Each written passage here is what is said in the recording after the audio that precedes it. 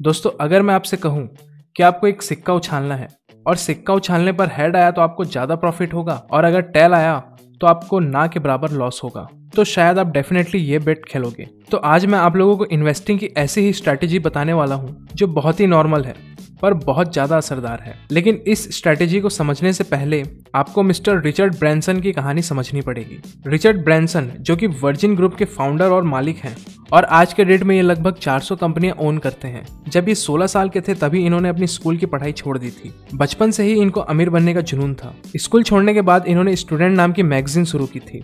इसके बाद इन्होंने मेल रिकॉर्ड्स बिजनेस शुरू किया था जो बहुत ही सक्सेसफुल रहा और 23 साल में ये मिलियनेयर भी बन गए थे, जो कि अपने टाइम में अब तक के सबसे यंगेस्ट मिलियनेयर थे। इसके बाद इन्होंने नेकर आइलैंड खरीदा जो कि अपने एक्चुअल प्राइस से 97% सस्ती पर बिक रही थी। बाद में उन्होंने उस आइलैंड पर एक रिसोर्ट बनाया। एक बार की बात है जब मिस्टर ब्रैंसन कहीं जा रहे थे और उनकी फ्लाइट मिस हो गई थी और उनका जाना वहां जरूरी था, तो इसलिए उन्होंने प्राइवेट प्लेन प्रेफर करना ठीक समझा। लेकिन प्राइवेट प्लेन उन्हें काफी महंगा पड़ रहा था, तो उन्हें कुछ लोगों के साथ अमाउंट शेयर करना पड़ा। लेकिन उन्हें ये सर्विस बिल्कुल पसंद नहीं आई थी और उसी दिन के बाद से उन्होंने एयरलाइन बिजनेस स्टार्ट करने का फैसला लिया। लेकिन उन्होंने कोई भी प्लेन खरीदा नहीं बल्कि प्लेनों को लीज पर लेकर खुद का बिजनेस शुरू किया। शुरुआत में उन्हें काफी दिक्कतों का सामना करना पड़ा था क्योंकि लीज पर उन्हें कोई प्लेन भी नहीं दे रहा था और वो ये जानते थे कि एयरलाइंस के बिजनेस में काफी रिस्क होता है और ना ही उनके पास किसी का सपोर्ट भी था। लेकिन फिर भी उन्होंने ये बिजनेस शुरू कर ही दिया। वो जानते थे कि प्लेन्स काफी महंगे मिलेंगे, इसलिए प्लेन्स को किराए पर लेना ही वो ठीक समझे और 200 मिलियन के बिजनेस को उन्होंने मात्र 2 मिलियन में शुरू कर दिया और आगे चलकर उन्हें इससे काफी अच्छा प्रॉफिट भी होने लगा। मिस्टर ब्रैंसन ने अपनी लाइफ में कई बिजनेस स्टार्ट किए और इनके पूरे बिजनेस का एक ही रूल था कि किसी भी बिजनेस को कम कीमत पर खरीदो और उससे बेशुमार प्रॉफिट कमाओ। और इसे ही धंधो क्वालिटी कहा जाता है कि by at low price and earn high returns. और अगर इन केस लॉस भी होता है तो बहुत ही कम होगा।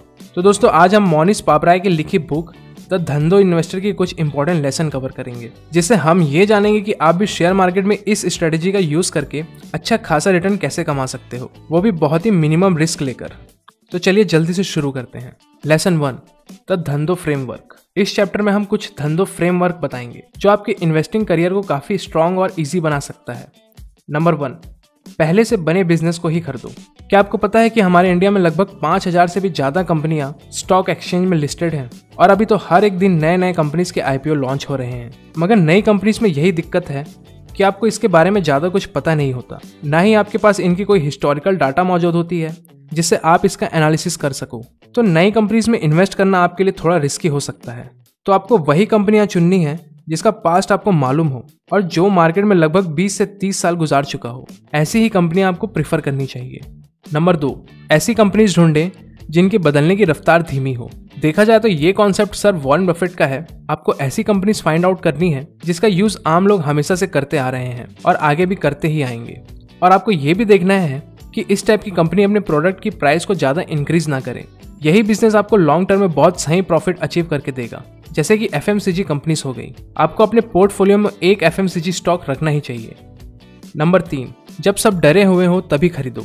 अब ये कॉन्सेप्ट तो आप सभी को मालूम ही होगा कि जब भी मार्केट गिरती है तो ज्यादातर लोग डर के कारण अपने स्टॉक्स को सेल करने लग जाते हैं। इससे स्टॉक्स और भी नीचे गिर जाते हैं और आपको इसी समय का फायदा उठा के मार्केट में बाय ऑर्डर लगाना चाहिए। नंबर 4, जब रिस्क कम हो तो बड़ा दांव लगाएं।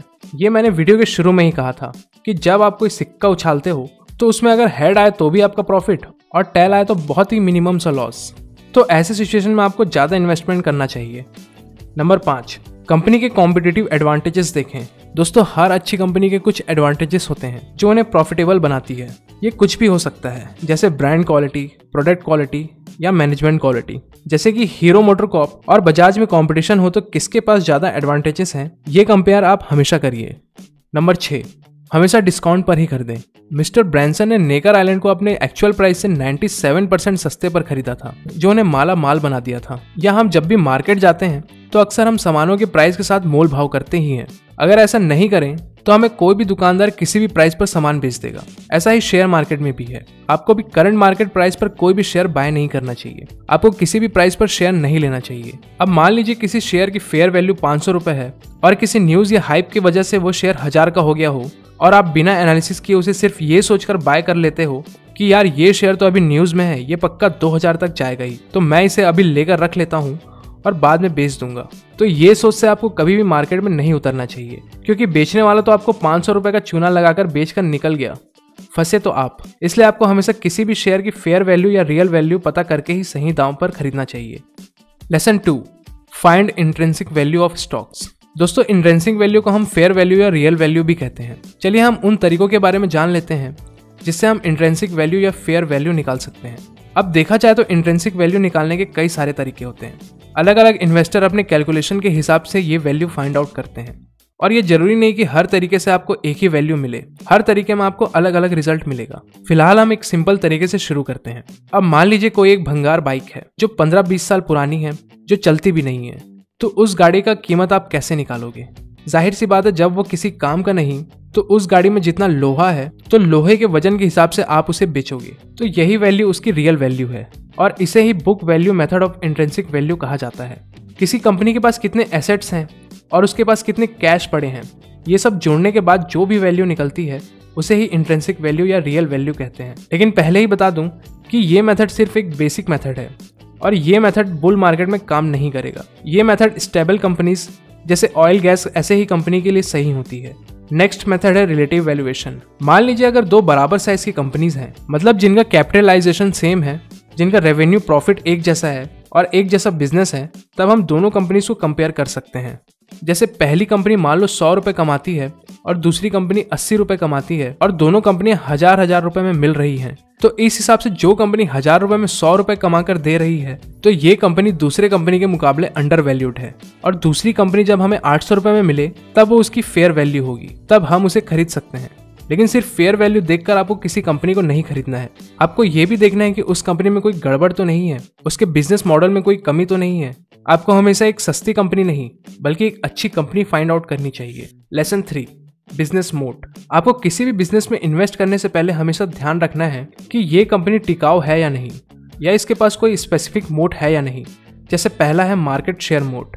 मान लो कोई कंपनी ऐसा प्रोडक्ट बनाती है जो मैक्सिमम लोग यूज करते हैं। जैसे एक कोल्ड ड्रिंक बनाने वाली कंपनी है जिसका मार्केट शेयर 70% है। मतलब अगर 100 कोल्ड ड्रिंक अगर बिकती है तो 70 इस कंपनी की ही है। मतलब कंपनी का मार्केट शेयर मोड सही है, और बहुत ही कम चांस है इस कंपनी को टक्कर देना किसी और कंपनी के लिए। दूसरा है कंपनी किसी माल का इतना ज्यादा प्रोडक्शन करे कि वो प्रोडक्ट कंपनी को बहुत ही सस्ते में पड़े, ताकि वो कंपनी इसे आगे कम दाम पर बेच सके और कंपटीशन से ही बाहर रहे। तीसरा है ब्रांड मोड। कंपनी की फैन फॉलोइंग इतनी अच्छी हो कि कस्टमर किसी और ब्रांड की तरफ जाए ही ना, और हमेशा इसी कंपनी के लॉयल कस्टमर बने रहे। जैसे कोई टेक्नोलॉजी कंपनी जो फोन वगैरह बनाती हो। Lesson 4, margin of safety. कोई भी चीज हो या कोई भी काम हो, उसमें हमेशा मार्जिन ऑफ सेफ्टी रखता ही है। जैसे अगर कोई स्टूडेंट एग्जाम देने जा रहा है तो वो एग्जाम टाइम से 1 घंटा पहले पहुंचने की कोशिश करता है। घर चलाने के लिए 5000 रुपए की जरूरत पड़ती है, तो हम 5000 से थोड़ा ज्यादा ही कमाने का सोचते हैं। लेकिन जब बात स्टॉक मार्केट की आती है तो लोग मार्जिन ऑफ सेफ्टी को भूल ही जाते हैं। सबसे पहले तो मार्जिन ऑफ सेफ्टी से डाउन साइड रिस्क कम हो जाता है, इसलिए हमें इन्वेस्टिंग में हमेशा मार्जिन ऑफ सेफ्टी लेकर ही चलना चाहिए। हमेशा आप किसी स्टॉक का जो भी प्राइस निकाले हो तो कोशिश करें आप उससे 5 से 7% और भी सस्ते दामों पे खरीदें। मान लो कोई शेयर 100 रुपए पर ट्रेड कर रहा है और आपने इसका फेयर वैल्यू 80 रुपए निकाला है, तो कोशिश करें कि आप इसे 75 रुपीज के आसपास ही खरीदें। इससे आपकी रिस्क और भी कम हो जाएगी। तो दोस्तों, आज के लिए बस इतना ही। आई होप आप लोगों को ये वीडियो इन्फॉर्मेटिव लगी हो, और अगर आप चैनल पर नए हैं तो चैनल को सब्सक्राइब जरूर करें। तो मिलते हैं नेक्स्ट वीडियो में, तब तक के लिए धन्यवाद।